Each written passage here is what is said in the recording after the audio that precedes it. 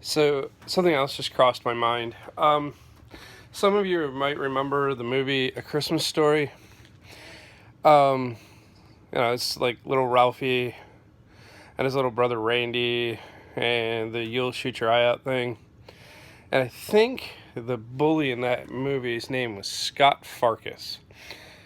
And there's a scene in there where, like, Ralphie just finally has enough.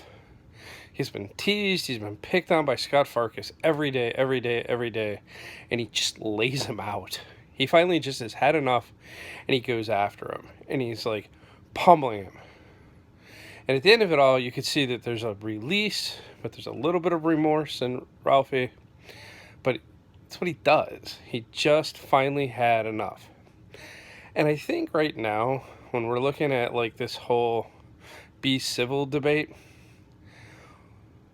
those of us who have tried to be civil have been beat up and beat up and beat up and gaslighted and told that we just, don't matter. And that, we've been called snowflakes and told, shut up, you lost, etc. And we're just trying to stand up for people. We're trying to stand up for like mothers who have lost their babies. We're trying to stand up for women who are about to lose the rights to protect their bodies. We're trying to stand up to fairness and education so that people who are from like minority or disadvantaged groups can continue to have privileges and protections in schools so that they can have a broader sense of education in their own community. We're standing up against, the possible use of force in our name across the globe.